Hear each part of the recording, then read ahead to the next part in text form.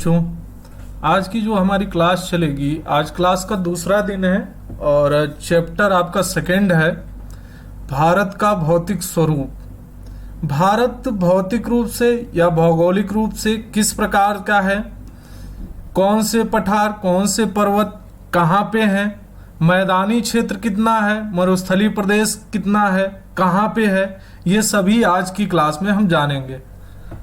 आप लोगों की आज की क्लास थोड़ी सी लंबी हो सकती है, चैप्टर हल्का सा बड़ा है। जो इससे पहले हमने फर्स्ट चैप्टर पढ़ा था उससे थोड़ा ज़्यादा है। फर्स्ट चैप्टर में चूंकि जानकारी भी बहुत कम थी, इसमें जानकारी आपको ठीक ठाक अच्छी मिलेगी, जो उम्मीद करते हैं आपके बहुत ही काम आएंगी। देखिए, ये जो सिलेबस आपका है आज का, जो आप पढ़ रहे हैं क्लास 9th में, चाहे वो जियोग्राफी का पार्ट हो या हिस्ट्री का पार्ट हो या इकोनॉमिक्स का पार्ट हो, ये आपके लिए भविष्य में लॉन्ग टाइम के लिए भी बहुत ही बेनिफिशियल होने वाला है। तो इसीलिए चूंकि मैंने पहले ही आप लोगों से कहा था कि आप इसे नोट डाउन करते रहेंगे एक पेपर और कलम के साथ, क्योंकि देखिए ये पढ़ाई आपको आज क्लास 9th में आप नोट कर रहे हैं, पढ़ रहे हैं, समझ रहे हैं, इसके बाद से आपको हाई स्कूल में भी इससे थोड़ी बहुत एक्स्ट्रा जानकारी हो जाएगी, थोड़ी और चीज़ें अटैच होंगी और चीज़ें आपके सामने आएंगी। लेकिन अगर हम बात करते हैं अपने भविष्य में रोजगार के सापेक्ष, तो रोजगार के संबंध में यदि आप कोई भी फॉर्म डालेंगे, चाहे कंपटीशनल फॉर्म हो, आईएएस के लिए हो, पीसीएस रैंक पे हो, सिविल सर्विसेज रिलेटेड हो, या किसी भी फॉर्म को फिलअप करेंगे, तो आपको एग्जामों में ये सारी चीजें पूछी जाएंगी और वहां भी आपको इसका आंसर देना होगा। इसलिए मैं उम्मीद करता हूं ये चैप्टर बहुत अच्छे से तैयार करेंगे। चूंकि अभी आपके पास काफी समय है, आप आराम से एक एक चीजों को समझ सकते हैं, एक एक लाइन को इत्मीनान के साथ नोट डाउन भी कर सकते हैं, डिफाइन कर सकते हैं, इसके रेफरेंसेस कलेक्ट कर सकते हैं, ताकि जितनी आपकी समझ अच्छी होगी ये चीजें आपको भविष्य में उतना ही लाभदायक होगी, नो डाउट। और आप लोगों को यदि कोई भी दिक्कत आती है, कोई भी समस्या आती है, तो आप एट ए टाइम या तो कमेंट कर दीजिए, उसे मैं देख लूंगा, या आप चाहे तो मेरे कांटेक्ट को भी यूज कर सकते हैं। कांटेक्ट नंबर भी आपको मैं प्रोवाइड करा दूंगा, वो भी आप यूज कर सकते हैं। आप अपने टीचर से संपर्क कर सकते हैं। उम्मीद करते हैं कि जो मैं आप लोगों को समझाना चाहता हूं वो आपको बहुत अच्छे से समझ में आएगी। चूंकि देखिए, क्लास जो हम आमने सामने बैठ के पढ़ते हैं उसमें और इसमें थोड़ा बहुत अंतर तो है, लेकिन फिर भी मैं कोशिश कर रहा हूं आपको पूरा का पूरा समझ में आए, अच्छे से आए। लेकिन अब कहीं ना कहीं मैंने पहले ही बताया था कि इसका अभाव हमें जरूर महसूस होगा, लेकिन खैर परिस्थितियां ऐसी हैं कि हमें और आपको थोड़ा बहुत अपने कहीं ना कहीं व्यवहार कुशलता का प्रयोग करते हुए, अपनी समझ का प्रयोग करते हुए ज्यादा से ज्यादा कॉन्सेप्ट क्लियर करने का प्रयास करना होगा। तो आइए आज की क्लास हम लोग शुरू करते हैं। चैप्टर नंबर 2 है आपका भारत का भौतिक स्वरूप। इसे आप इंग्लिश में आपके सामने दिखाई दे रहा है, फिजिकल फीचर्स ऑफ इंडिया। तो आप इसे चाहें तो इंग्लिश में पढ़ें या हिंदी में पढ़ें, दोनों चीजें एक ही हैं।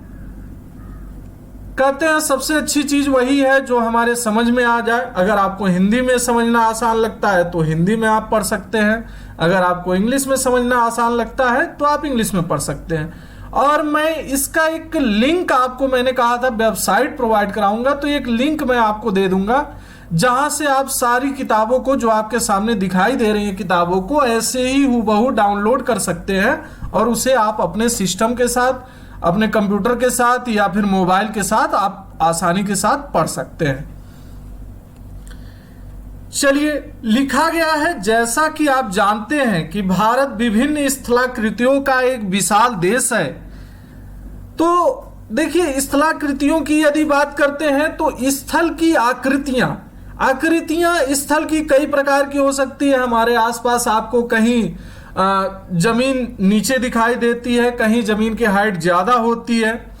कुछ अगर आप घूमने गए होंगे बाहर कश्मीर के क्षेत्र में या फिर हिमालयी क्षेत्रों में या पठारी क्षेत्रों में, तो आपको बहुत सारी पर्वत श्रेणियां दिखाई दी होंगी, बहुत सारे चीजें और भी देखे होंगे आपने।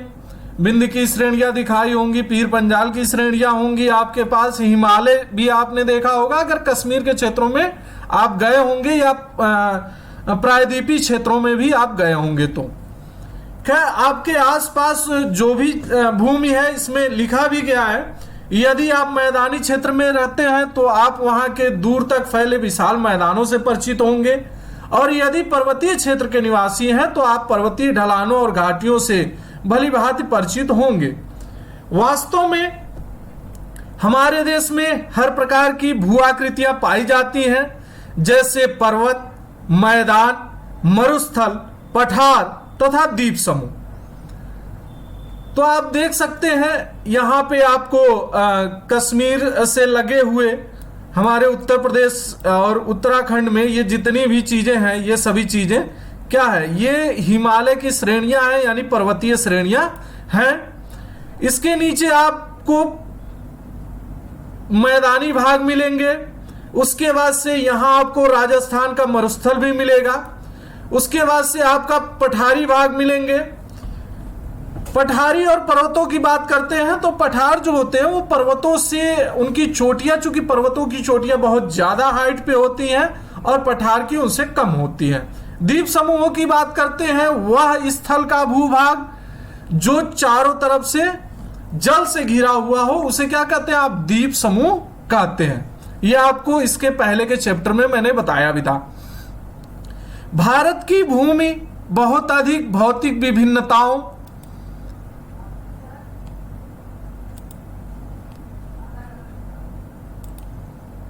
को दर्शाती है। भूगर्भीय तौर पे प्रायद्वीपीय पठार पृथ्वी की सतह का प्राचीनतम भाग है। प्रायद्वीपीय पठार, तो प्रायद्वीप का भाग कौन सा है आप लोगों को मैंने बताया भी था। प्रायद्वीप का भाग ये होता है, ये वाला जो आपका क्षेत्र है ये क्या है, प्रायद्वीपीय भाग है। ये सभी चीजें प्रायद्वीपीय भाग में हमारे आती हैं।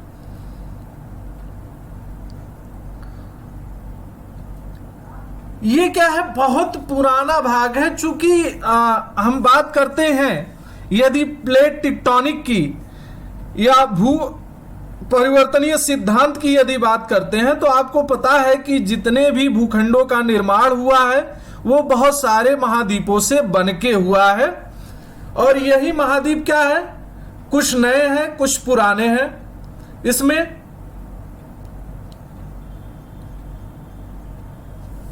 चूंकि ये जो भाग है प्रायद्वीप का, इसे बहुत स्थिर भाग माना जाता है, यानी ये बहुत पुराना हो चुका है भाग, इसलिए यह स्थिर भाग माना जाता था।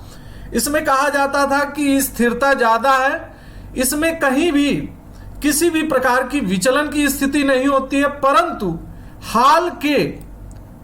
हाल के भूकंपों ने इसे गलत साबित किया है।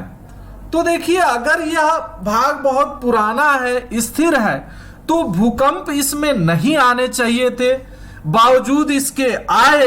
इसका मतलब क्या है, कहीं ना कहीं हमारे कॉन्सेप्ट में कहीं ना कहीं कोई त्रुटि अवश्य है। हिमालय एवं उत्तरी मैदान हाल में बनी स्थाकृतियां हैं। हिमालय एवं उत्तरी मैदान, ये आपको जो डायग्राम दिखाई दे रहा है, ये सारा डायग्राम ये क्या है, यही हिमालय का क्षेत्र आपका है। और ये क्या कहा जा रहा है कि भाई उत्तरी मैदान हाल में बनी स्थलाकृतियां हैं। हाल में मतलब समय तो लगा है बनने में, लेकिन ये क्या है, अन्य स्थलाकृतियों की अपेक्षा नई है, नवीनतम है।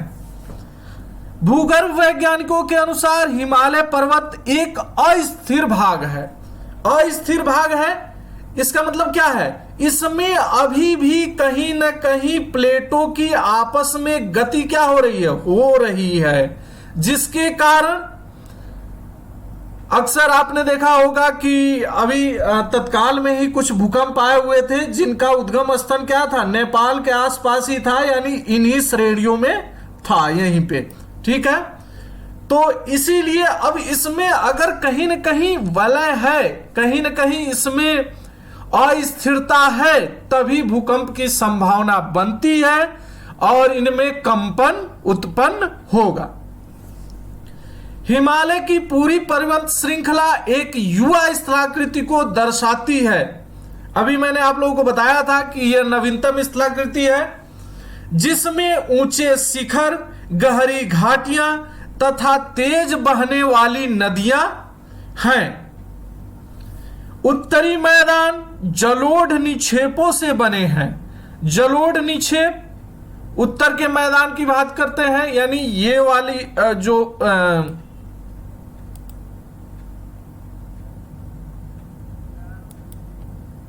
ये वाला जो क्षेत्र है, ये आपका ये क्या है, यानी उत्तर प्रदेश के आसपास अपने प्रदेश की यदि बात करें हम, तो ये किससे बनी है? जलोढ़ निक्षेपों से बनी है। अब आप लोगों को समस्या इसमें यह आ रही होगी कि जलोढ़ निक्षेप क्या होते हैं। तो देखिए, नदियां चूंकि हिमालय का भाग है, हिमालय के पर्वतीय भागों में ज्यादा नदियों की मात्रा है, नदियों की बहुतायत है, तो ये नदियां जिन चट्टानों से उतरती हैं वहां से उन चट्टानों को अपर्दन करती हैं। तो अपर्दन करने के पश्चात तो जब मैदानी भागों में ये आती हैं तो इन चूंकि चट्टानों से उतरती हैं या पर्वतों से उतरती हैं, तो इनकी धारा क्या होती है? बहुत तेज होती है। तो बहुत तेज होने के कारण कटाव ज्यादा होता है। लेकिन जब यही नदियां मैदानी क्षेत्रों में प्रवाहित होती हैं तो यह अपने जल के द्वारा ढोकर लाई गई जो भी अपर्दन की चीजें होती हैं, मिट्टियां होती हैं, उनको क्या करती है? इन मैदानी भागों में छोड़ देती हैं। देखिए, इसी में आगे जलोढ़ निक्षेपों से बने हैं। आपको मैंने बता दिया कि जलोढ़ निक्षेप क्या होंगे। इन्हीं से बने हुए ये क्या है? उत्तर के मैदान है। उत्तरी मैदानी भागों को, इनको भी मैंने आपको दिखा दिया, इन सभी चीजों को। प्रायद्वीपीय पठार आग्नेय तथा रूपांतरित शैलों वाली कम ऊंची पहाड़ियों एवं चौड़ी घाटियों से बना है। तो आपको इसके पहले की क्लास में बताया भी गया था, चूंकि आप 9 में पहुंच चुके हैं, कक्षा 9 में, तो पहले 8 के और 7 के क्लासों में बताया भी गया है आग्नेय शैलों और रूपांतरित शैलों के बारे में। तो वही चीज कहा जा रहा है यहां पे, आग्नेय तथा रूपांतरित शैलों वाली कम ऊंची पहाड़ियों एवं चौड़ी घाटियों से बना है।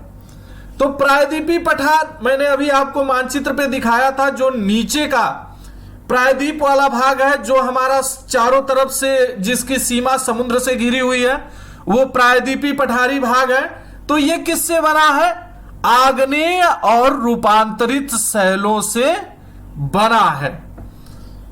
देखिए, इसका वितरण किस प्रकार से किया गया है। आपके भौगोलिक मानचित्र का भारत के संदर्भ में भारत की भौगोलिक आकृतियों को निम्नलिखित वर्गों में विभाजित किया जा सकता है।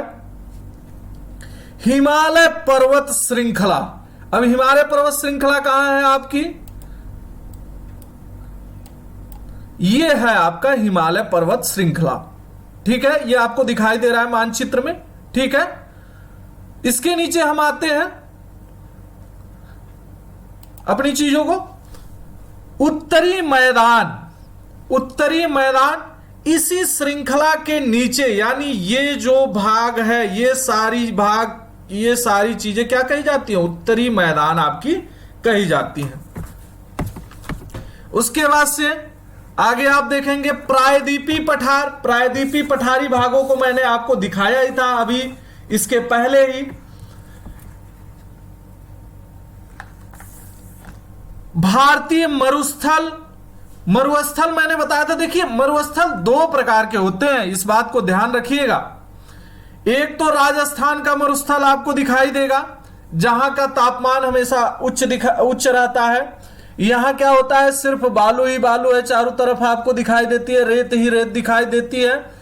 और देखिए यहां गर्मी इतनी ज्यादा होती है जिसके कारण पेड़ पौधों एवं जीव जंतुओं का विकास बहुत कम होता है। एक मरुस्थल आपको मिलेगा जो निम्न तापमान यानी तापमान के बहुत कम हो जाने के कारण भी वो भाग क्या हो जाते हैं, मरुस्थलीय हो जाते हैं। यानी जहां तापमान 0 डिग्री से भी नीचे जाने लगे, 0 डिग्री पे आपका बर्फ आइसोलाइड होता है, यानी बर्फ जम जाती है, तो 0 से भी जहां तापमान नीचे जाने लगेगा वहां भी जीव जंतुओं के क्या होगा, जीवों का विकास नहीं हो पाएगा, जिसके कारण वह भी स्थान क्या हो जाएगा, मरुस्थलीय प्रदेश हो जाएगा। तो चौथे नंबर पे आपका है भारतीय मरुस्थल। 5वें नंबर पर है तटीय मैदान, यानी तट के जो आसपास में मैदान है, जो भी आपके समुद्रों के आसपास के जो मैदानी क्षेत्र हैं उन्हें क्या कहा जाएगा, तटीय मैदान कहा जाएगा।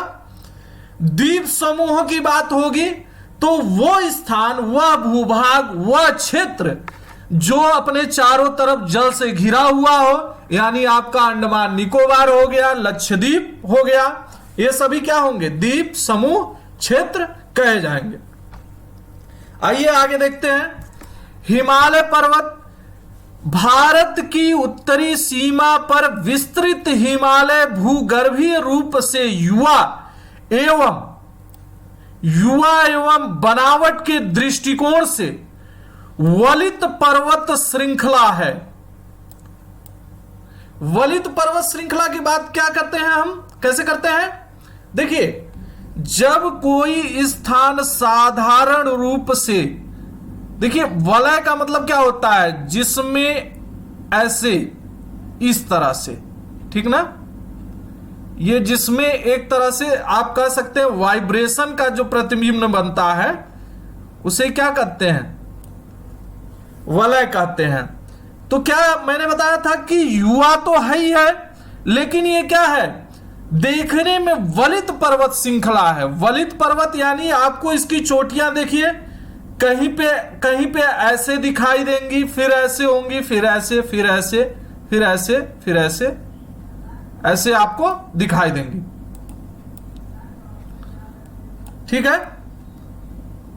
अब इसके आगे आप देखिए, ये पर्वत श्रृंखला पश्चिम पूर्व दिशा में सिंधु से लेकर ब्रह्मपुत्र तक फैली है।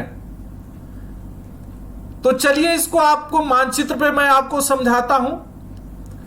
ये देखिए, यहां आपका पश्चिमी क्षेत्र हो गया, यहां से लेके ये यहां से शुरू करेंगे और यहां तक आपके क्या है, फैली हुई है, ठीक है। अब देखिए सिंधु नदी आपको यहां पे दिखाई दे रही है, ये सिंधु नदी, ये चीज बताया गया है। और यहां से आपको ब्रह्मपुत्र नदी, देखिए यहां पे आपको ये दिखाई दे रहा है ब्रह्मपुत्र नदी,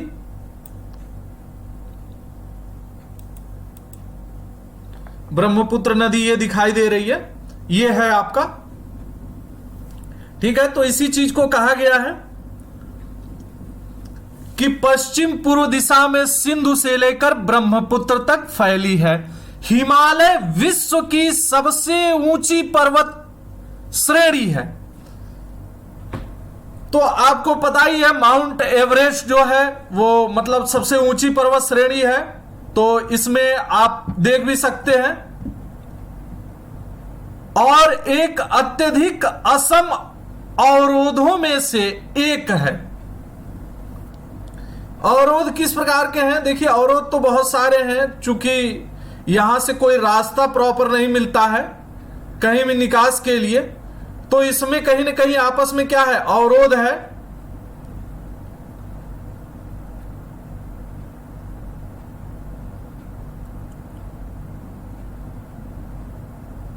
ये 2400 किलोमीटर की लंबाई में फैले एक अर्धवृत्त का निर्माण करते हैं। इसकी चौड़ाई कश्मीर में 400 किलोमीटर एवं अरुणाचल प्रदेश में 150 किलोमीटर है। तो देखिए यहां से यहां तक, यानी आपको यहां से लेके हिमालय यहां तक, यानी ये टोटल कितना है 2400, 2000 आपको 400, यही आपको कहा गया है। उसके बाद से आपको क्या कहा गया है, कश्मीर में, यानी ये वाला जो क्षेत्र है कश्मीर का, यहां पे इसकी चौड़ाई कितनी है 400 है, 400 किलोमीटर। यानी ये जो चौड़ाई है, चूंकि हम मानचित्र देख रहे हैं तो बहुत छोटा दिखाई दे रहा है, लेकिन यदि आप वास्तविकता पे जाके उसे देखेंगे ना तो आपको बहुत चौड़ा दिखाई देगा और आपको जल्दी छोर भी नहीं मिलेगा इसका। आपकी गाड़ी लेके आप दौड़ते रह जाएंगे कि चलो शिवालिक श्रेणी यहां हिमाचल से शुरुआत तो की है, इसके आखिरी छोर तक जाए। हो सकता है रास्ते भी आपको बहुत कठिन होंगे, लेकिन आपको गाड़ी भी बहुत सारी चलानी पड़ेगी, बहुत ज्यादा चलानी पड़ेगी, यानी 400 किलोमीटर चलानी पड़ेगी। और यहां पे इसकी चौड़ाई क्या है आपको 150, ठीक है, यहां पे चौड़ाई क्या है 150 किलोमीटर। और ये चीज आपको मैंने बताया था 2400 है, यानी 2400 किलोमीटर है, ठीक है। तो अगर यहां से आपको यहां तक जाना है तो हो सकता है कई दिन लग जाए, और लगते भी हैं, नो डाउट, इसमें कोई डाउट नहीं है, फिलहाल मुझे तो नहीं है।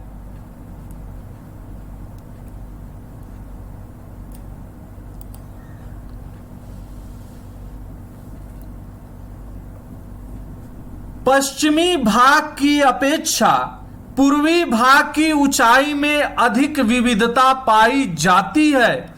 अपने पूरे देशांतरीय विस्तार के साथ हिमालय को 3 भागों में बांट सकते हैं। देखिए तो सबसे पहले हम यहां देखते हैं कि पश्चिमी भाग की अपेक्षा पूर्वी भाग की ऊंचाई में अधिक विविधता पाई जाती है। तो आइए देखते हैं। देखिए चूंकि यहां आपको चौड़ाई ज्यादा दिख रही है और यहां पे क्या है आपको कम दिख रही है, तो ये देखिए ये जो लाइन बनी हुई है, ये आपके सामने जो लाइन बनी हुई है, तो यहां पे क्या है, जो पर्वत श्रृंखलाएं हैं वो थोड़ी दूरी पे हैं, ठीक है। मतलब यहां पे आपको चोटियां ऐसे मिलेंगी, फिर ऐसे मिलेंगी, फिर ऐसे मिलेंगी, ये थोड़ी दूरी पे मिलेंगी। लेकिन यहां पे अगर आप जाएंगे तो यहां पे आपको ऐसे सभी पास ही पास में मिलेंगे, ठीक है, और इनकी विविधताएं भी उतनी ही ज्यादा होंगी, ठीक है।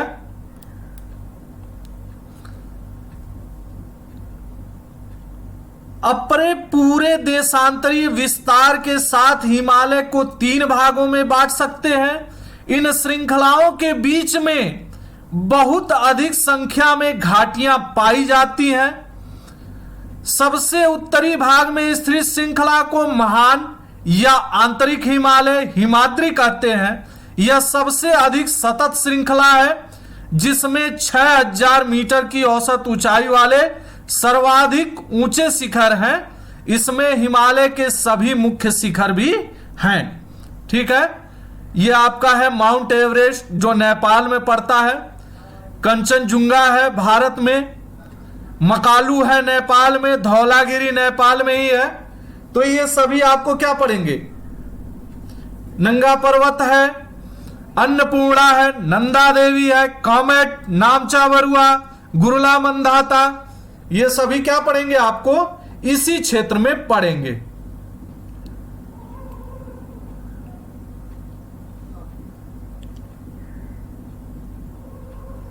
ये देखिए ये लाइन जो बनी हुई है आपके सामने, तो इसी में आपका एवरेस्ट भी पड़ रहा है, ये गुल्ला मंदाता पड़ रहा है, और आपका ये सारी चीजें जो है वो इसी में पड़ रही हैं।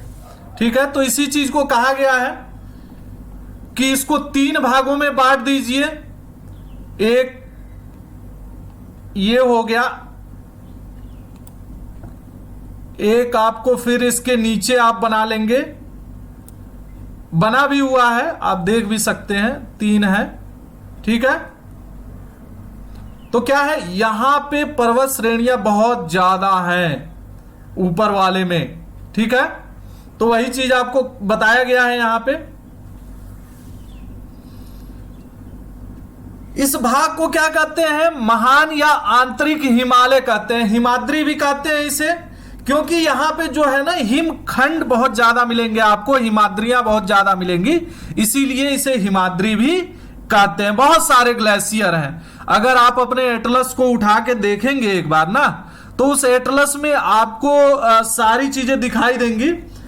इसमें आपको ग्लेशियर के रूप में आपको सियाचिन ग्लेशियर दिखाई देगा, बलतोरो ग्लेशियर दिखाई देगा, फिर आपको हिस्पर ग्लेशियर दिखाई देगा, पुनमा ग्लेशियर, स्काग्री ग्लेशियर, बहुत सारे ग्लेशियर आपको मिलेंगे इसमें। और इसमें क्या है, 6000 मीटर की औसत ऊंचाई वाले सर्वाधिक ऊंचे शिखर हैं, यानी ऐसे शिखर जिनकी ऊंचाई सबसे ज्यादा है, वो सबसे ज्यादा इन्हीं क्षेत्रों में पाए जाते हैं। ठीक है, महान हिमालय की वलय की प्रकृति असम्मित है, यानी इसकी सीमा नहीं है, ये संयमित नहीं है, यानी असम्मित है। हिमालय के इस भाग का क्रोड ग्रेनाइट का बना है। ग्रेनाइट आपको बताया गया था कि जो चीजें जैसे लावा यदि निकलता है वह भूमि के अंदर ही रह जाए, लावा अगर बाहर नहीं आ पाता है तो वह किसके रूप में कन्वर्ट होता है, ग्रेनाइट के रूप में। तो इसका क्रोड ज्यादातर किससे बना है, ग्रेनाइट का बना हुआ है। चूंकि हमारे घरों में भी आज के डेट में ग्रेनाइट का यूज किया जाता है, तो आप देख भी सकते हैं कि ग्रेनाइट कैसा होता है। यह श्रृंखला हमेशा बर्फ से ढकी रहती है तथा इससे बहुत सी हिमानियों का प्रवाह होता है। देखिए, मैंने बताया ना कि ये जो श्रृंखला है ना, ये पूरी की पूरी श्रृंखला, ये आपकी जो है ये श्रृंखला देखेंगे तो यहां पे क्या है, बर्फ से ये सारी श्रृंखलाएं ढकी रहती हैं। क्यों? क्योंकि ऊंचाई बहुत ज्यादा है, और आपको पता ही है कि ऊंचाई जितनी ज्यादा होगी उसकी चोटी पर बर्फ क्या होगा, उतनी ही ज्यादा जमेगी। और बर्फ जब सूर्य के तापमान से उसमें पिघलन की स्थिति होगी ना, वो पिघलेगी, तो वो जब पिघलने के बाद जो जल के रूप में, द्रव के रूप में परिवर्तित होगी, तो वह जल क्या होगा, नीचे की तरफ, ढलान की तरफ बहेगा और वही नदियों का स्वरूप धारण कर लेगा। तो इसीलिए यहां पर नदियों की संख्या भी क्या है, ज्यादा है।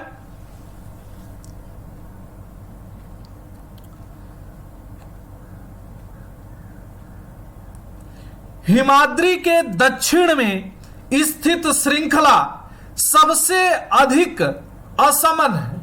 असम है, यानी समानता की यदि बात करते हैं, और असमानता की, चूंकि समानता का ही विपरीत शब्द होता है असमानता, तो यहां क्या है, दक्षिणी, ये वाला जो क्षेत्र है, ये दक्षिणी क्षेत्र जो है, यही क्या है, सबसे ज्यादा असम है, यानी इनकी श्रेणियों में समानता नहीं दिखाई देती है हमें कहीं भी।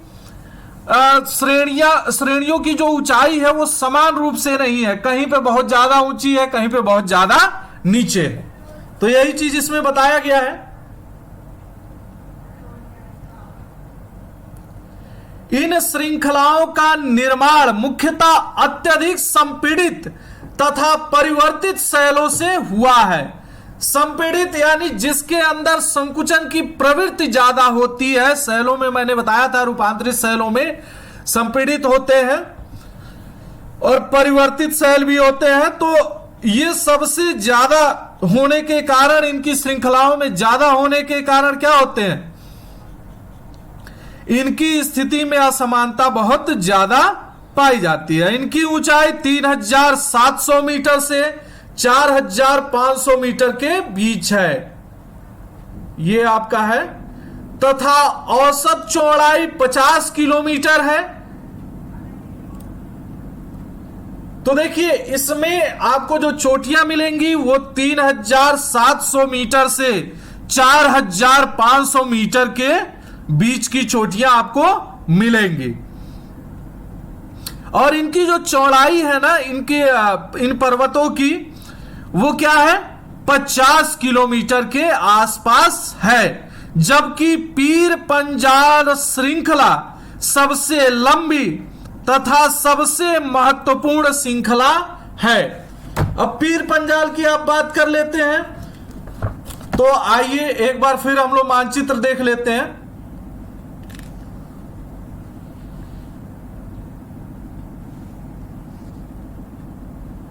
पीर पंजाल श्रृंखला आपकी यहां पे है, यहां पे, ठीक है। और इसकी जो श्रेणियां हैं वो क्या है,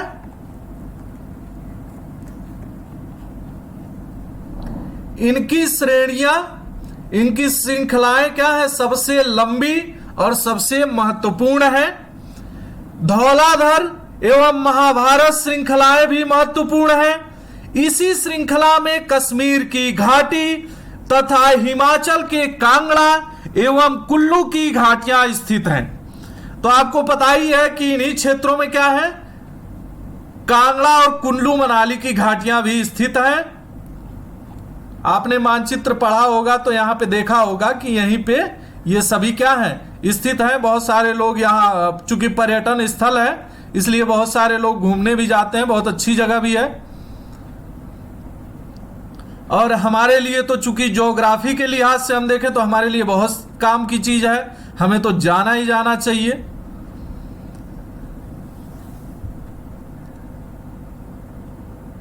इस क्षेत्र को पहाड़ी नगरों के लिए जाना जाता है, चूंकि यहां पहाड़ तो हैं लेकिन मानव बस्तियां भी यहां पे क्या है, काफी है, बहुत सारी हैं।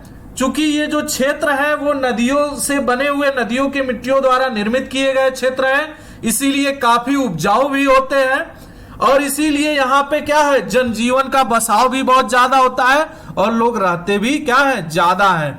इसीलिए न पहाड़ी नगरों के लिए, अब चूंकि पहाड़ पे लोग रहते हैं, पहाड़ पे नगर बसे हुए हैं, इसीलिए क्या कहा जाता है, पहाड़ी नगर भी इन्हें कहा जाता है। हिमालय की सबसे बाहरी श्रृंखला को शिवालिक कहा जाता है। इनकी चौड़ाई 10 से 50 किलोमीटर, ऊंचाई 900 से 1100 मीटर के बीच है। तो देखिए सबसे बाहरी श्रृंखला को शिवालिक कहा जाता है। तो आपको शिवालिक, यह आपको शिवालिक दिखाई दे रहा है,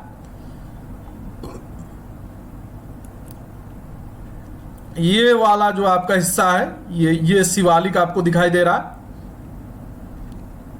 लिखा भी हुआ है, ठीक है, शिवालिक श्रेणी, ठीक है। तो वही चीज बताया गया है कि इनकी क्या है, चौड़ाई 10 से 50 किलोमीटर है, यानी यहां पे 50 होगी, यहां पे ज्यादा होगी और यहां पे क्या होगी, ये कम होगी, ठीक है। तो यहां पे 10 किलोमीटर के आसपास होगी, ठीक है।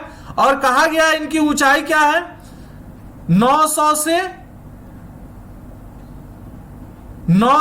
1100 मीटर के बीच है।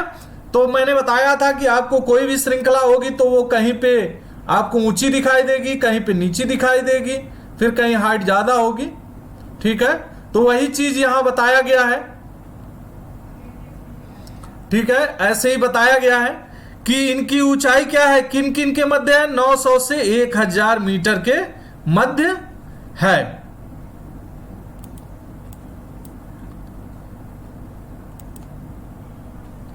ये श्रृंखलाएं उत्तर में स्थित मुख्य हिमालय की श्रृंखलाओं से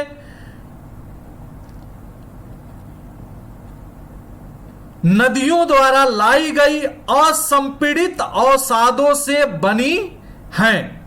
यानी जो नदियां मैंने बताया ना कि अवसाद लेके चलती है, यानी जो पर्वतों से कटान करती हैं, वो आके क्या करती हैं, यहीं पे अपनी जो भी मिट्टी वो लाई रहती है। चूंकि पहाड़ से अगर मान लीजिए ये पहाड़ है और इस पे आपको कोई नदी अगर उतर रही है तो इसकी धारा क्या होगी, यहां पे बहुत तेज होगी, यहां पे क्या होगी, धारा बहुत तेज होगी। लेकिन जब यही नदी यहां पे आपको मैदानी भागों में प्रवाहित होगी, जहां भूमि क्या है, समतल है, तो इसकी धारा का प्रभाव क्या हो जाएगा, कम हो जाएगा अपेक्षाकृत पहाड़ी क्षेत्रों के। तो ये जो भी लाई रहेंगी ना अपने जल के साथ मिट्टी को, या जो भी अपर्दन करके कंकड़ को या बालू को, तो उसे क्या करेंगी, यहां पे आपको छोड़ देंगी, यहां पे, ठीक है। तो यहां पे ये चूंकि धारा इनकी कम हो जाएगी तो जल जो हल्का होगा वो ऊपर से प्रवाहित हो जाएगा और मिट्टियां क्या होंगी, नीचे की तरफ बैठ जाएंगी, ठीक है, यहां पे।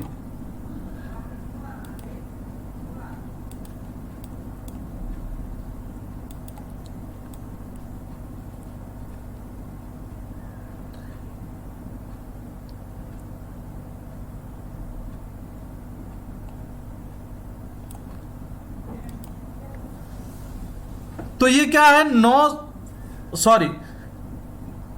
ये घाटियां बजरी तथा जलोढ़ की मिट्टी मोटी परत से ढकी हुई हैं। जलोढ़ मिट्टी मैंने बताया था, वही मिट्टियां जो नदियों द्वारा लाई जाती हैं। निम्न हिमालय तथा शिवालिक के बीच में स्थित लंबवत घाटी को दून के नाम से जाना जाता है।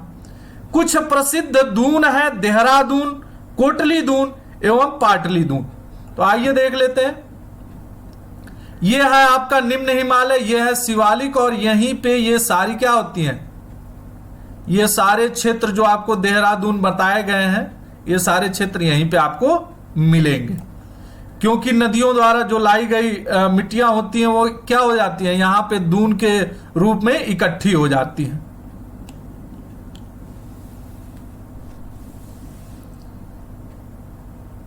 अब नीचे आइए, आप यहां देखिए, इस उत्तर दक्षिण के अतिरिक्त हिमालय को पश्चिम से पूर्व तक स्थित क्षेत्रों के आधार पर भी विभाजित किया गया है।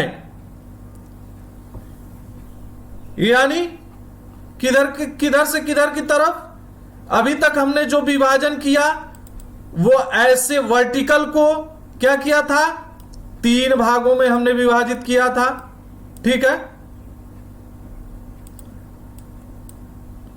अब कैसे करेंगे, अब इन सारी चीजों को हम कैसे करेंगे। अब जो हमारा विभाजन होगा ये पश्चिम से पूर्व की ओर, यानी ये जो ऐसे गया है ना, इसको हम विभाजित करेंगे, ठीक है। थोड़ा सा कॉन्सेप्ट आपको ध्यान देने की आवश्यकता है।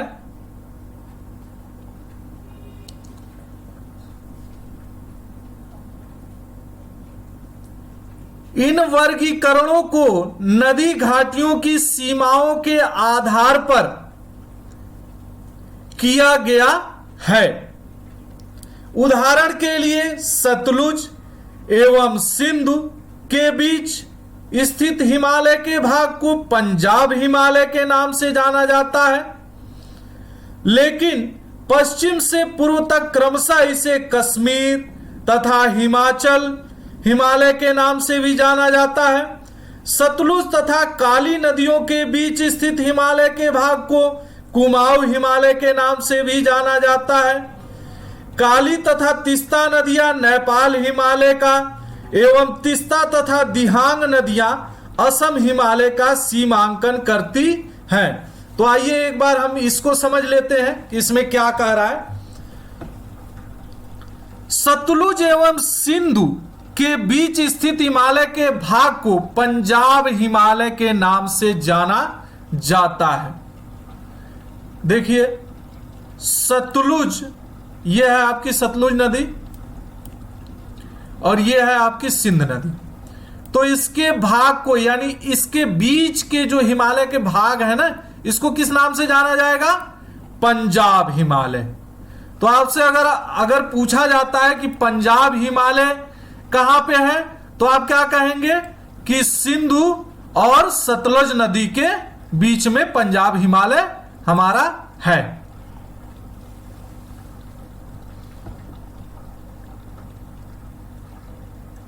कश्मीर तथा हिमाचल हिमालय के नाम से जाना जाता है। सतलुज तथा काली नदियों के बीच स्थित हिमालय के भाग को कुमाऊं हिमालय के नाम से जाना जाता है।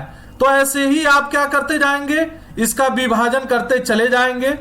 सतलुज काली नदी देख लीजिए,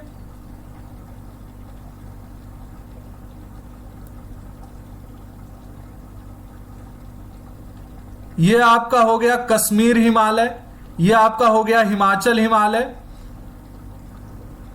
सतलुज और काली नदी को आपको कुमाऊं हिमालय के नाम से जाना गया है, इस वाले भाग को। उसके बाद से आपको काली तथा तीस्ता नदियां नेपाल हिमालय का एवं तीस्ता तथा दिहांग नदियां असम हिमालय का हिस्सा करती हैं। तो काली तथा तीस्ता नदियां ये नेपाल हिमालय का हिस्सा करेंगी और तीस्ता तथा दिहांग क्या करेंगी, आपका असम हिमालय का, यानी इस हिमालय का हिस्सा करेंगी। ठीक है, आप इसे एटलस की सहायता से सभी चीजों को नोट डाउन कर लीजिएगा। एक बार फिर से वीडियो चलाइएगा, ध्यानपूर्वक समझ लीजिएगा, एटलस पे इसे हाईलाइट कर लीजिएगा। ये सारे काम आपको पढ़ाई के दौरान करने चाहिए। हिमालय के कुछ क्षेत्रीय नाम बताइए। क्षेत्रीय नाम आपको देख लेंगे, आप एटलस पे लिखे गए होंगे। ब्रह्मपुत्र हिमालय की सबसे पूर्वी सीमा बनाती है। ब्रह्मपुत्र, तो ब्रह्मपुत्र मैंने आप लोगों को बताया था, ये आपका ये है ब्रह्मपुत्र नदी। ये तो आप देख रहे हैं थोड़ा सा, ये देखिए, ये आपका ब्रह्मपुत्र नदी चीन की तरफ से किस नाम से आ रही है? सांगपो नदी के नाम से आ रही है। और यहां पे ये क्या कर रही है, यहां से ये प्रवेश कर रही है और यहां पे इसका नाम क्या हो जाता है, गारो खासी जयंतिया जो पहाड़ियां हैं इसके पास से जब ये गुजरती है तो यहां पे ये ब्रह्मपुत्र नाम से जानी जाती है। तो ये वाला जो क्षेत्र हमारा होगा ना, ये हमारा किस नाम से जाना जाता है? पूर्वी हिमालय के नाम से जाना जाता है। इस बात को आप लोग ध्यान में कर लेंगे।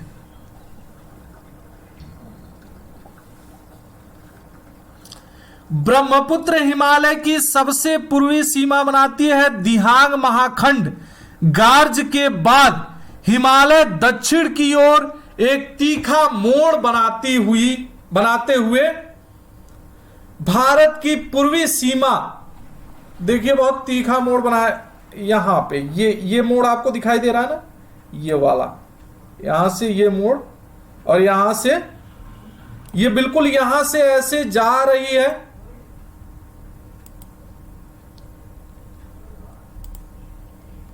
यहां से ऐसे जा रही है ये, और यहां से यूं टर्न कर जा रही है दक्षिण की ओर। ठीक है, तो इसे ही बताया गया है कि बहुत तीखा मोड़ बनाती है।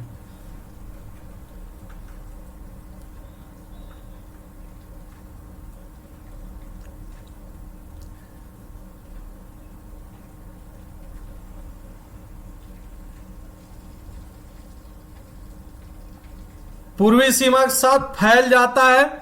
इन्हें पूर्वांचल या पूर्वी पहाड़ियों तथा पर्वत श्रृंखलाओं के नाम से क्या है, जाना जाता है। ये पहाड़ियां उत्तर पूर्वी राज्यों से होकर गुजरती हैं तथा मजबूत बलुआ पत्थरों जो अवसादी शैल है से बनी हैं। ये घने जंगलों से ढकी हैं तथा अधिकतर समानांतर श्रृंखलाओं एवं घाटियों के रूप में फैली हैं। पूर्वांचल में पटकाई, नागा, मिजो तथा मणिपुर पहाड़ियां हैं। ये सभी पहाड़ियां आपको यहीं पे हैं। ठीक है।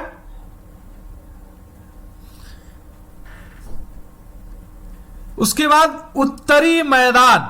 उत्तरी मैदान 3 प्रमुख नदी प्रणालियों सिंधु, गंगा एवं ब्रह्मपुत्र तथा इनकी सहायक नदियों से बना है। यह मैदान जलोढ़ मृदा से बना है। लाखों वर्षों में हिमालय के गिरिपाद में स्थित बहुत बड़े बेसिन द्रोणी में जलोढ़ों का निक्षेप हुआ, जिससे इस उपजाऊ मैदान का निर्माण हुआ है। इसका विस्तार 7 लाख वर्ग किलोमीटर के क्षेत्र पर है। तो इसका विस्तार जो है कि थोड़ा सा हम देख लेंगे, 7 लाख वर्ग किलोमीटर के क्षेत्र पर है। और यह कौन सा क्षेत्र है? बहुत ही उपजाऊ मैदान है। यानी ये वाला आपका भाग, यहां से लेके ये सारा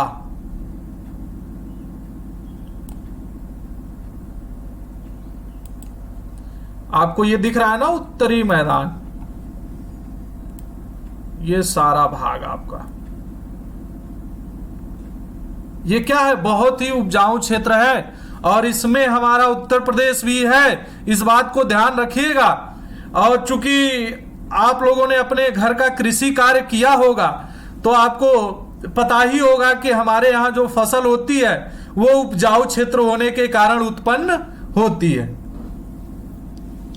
इसका क्षेत्रफल विस्तार 7 लाख वर्ग किलोमीटर के क्षेत्र पर है। यह मैदान लगभग 2400 किलोमीटर लंबा एवं 240 से 320 किलोमीटर चौड़ा है।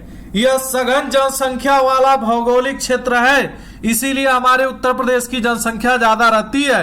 क्योंकि क्या है, यह क्षेत्र बहुत ही उपजाऊ है और यहाँ पे क्या है, लगभग सभी फसलों का उत्पादन होता है। और जहां पर फसलों का उत्पादन अच्छा होगा, जहां पर भोजन का प्रबंध अच्छा होगा, सुगमता होगी, वहां पर क्या होगा, जीवन यापन आसान होगा। और जहां पे जीवन यापन हमारा आसान होगा, वहां की जनसंख्या क्या होगी, थोड़ी सी ज्यादा होगी। समृद्ध मृदा आवरण, पर्याप्त पानी की उपलब्धता एवं अनुकूल जलवायु के कारण कृषि की दृष्टि से यह भारत का अत्यधिक उत्पादक क्षेत्र है। ठीक है। तो यदि यहां पे आपसे प्रश्न पूछ लिया जाए कि भारत का अत्यधिक उत्पादक क्षेत्र कौन सा है, तो आप क्या कहेंगे? उत्तर का विशाल मैदान लिखेंगे। तो क्या है, यहां की मिट्टी भी आपको बहुत ज्यादा उर्वरक है। पानी, चूंकि नदियों का विस्तार भी यहां पे आपको काफी ज्यादा मिलता है, इसीलिए यहां पे क्या है, आसानी से सिंचाई सुविधाएं भी उपलब्ध हो जाती है। और अनुकूल जलवायु, मौसम का तापमान की यदि बात करें तो हमारे पास तापमान भी क्या होते हैं, अनुकूल होते हैं। आपको बारिश भी अच्छी खासी मिल जाती है, ठंड भी मिल जाती है और कुछ ग्रीष्म काल भी मिल जाता है। तो ये सभी चीजें क्या हैं, आपके कृषि के लिए उपयुक्त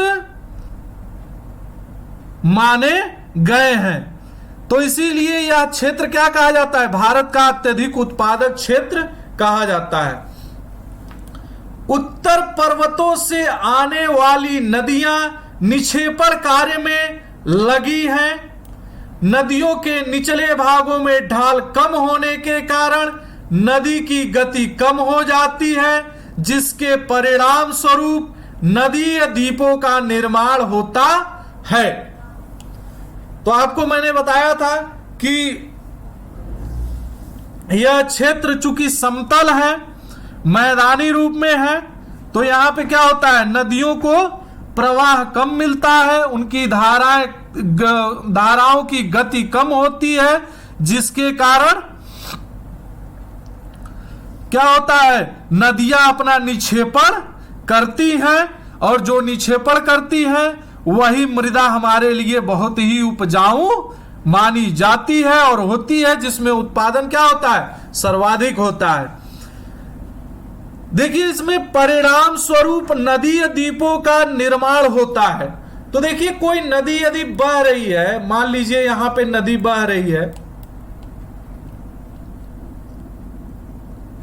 यहां पे आपकी नदियां हैं, तो यहां पे अगर कहीं पे मिट्टी जमा होने लगी यहां पे, ठीक है, तो ये मिट्टी धीरे धीरे जमा होती है, चूंकि प्रवाह लगातार हो रहा है जल का, तो जल जो पीछे से भी आ रहा है वो सभी अपने अपने द्वारा अपर्दन करके मिट्टियां और लाई जा रही हैं, तो यहां पर एक अवरोध उत्पन्न होगा।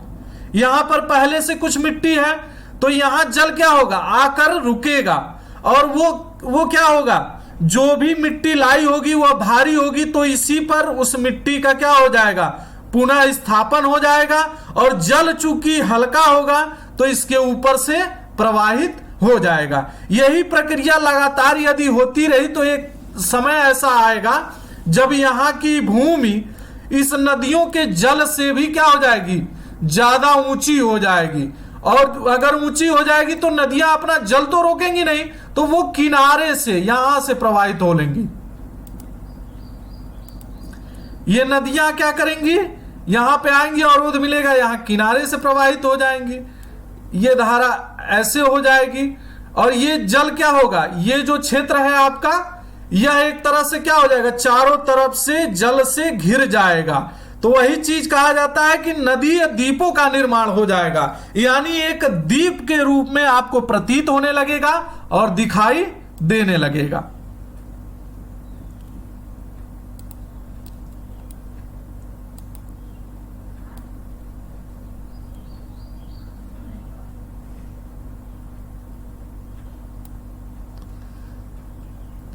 नदियां अपने निचले भाग में गाद एकत्र हो जाने के कारण बहुत सी धाराओं में बट जाती हैं। धाराएं बटने की प्रक्रिया मैंने आपको दिखाई थी कि क्यों होता है ऐसा, क्योंकि यहां बीच में यदि कोई अवरोध आ गया तो भाई धारा पीछे से तो एक ही आ रही है, ठीक है, लेकिन ये क्या हो जाएगी, दो हिस्सों में बट जाएगी, ठीक है। इन धाराओं को वितरिकाएं कहते हैं। इन धाराओं को क्या कहते हैं, ये जो धाराएं बट गई, यहां ये बट गया, यहां ये वाला बट गया, यहां ये वाला बट गया, तो इन्हें क्या कहेंगे, वितरिकाएं कहेंगे।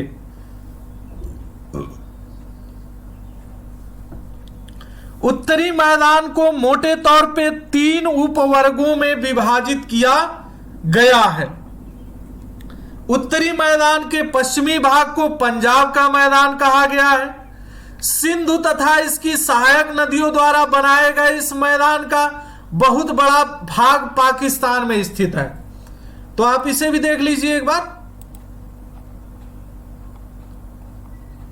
यह है आपका ये वाला भाग, चूंकि यहीं पे हमारा पंजाब है, आपने देखा है मानचित्र यदि आप देखे होंगे राजनैतिक, तो इसमें देखिए पंजाब का जो प्रांत है ना, ये सीमा है इसकी, जो इसकी सीमा ये बनी हुई है, तो कुछ हिस्सा तो हमारे पास है पंजाब का, कुछ हिस्सा जो है वो क्या है, ये कुछ हिस्सा हमारे पास है, लेकिन इसमें से बहुत सारा हिस्सा क्या है, पाकिस्तान में है, ठीक है ना। तो ये अब सिंधु नदी भी आपको पाकिस्तान के ही क्षेत्र में दिखाई दे रही है, तो वही चीज यहां पे क्या है, बताया गया है।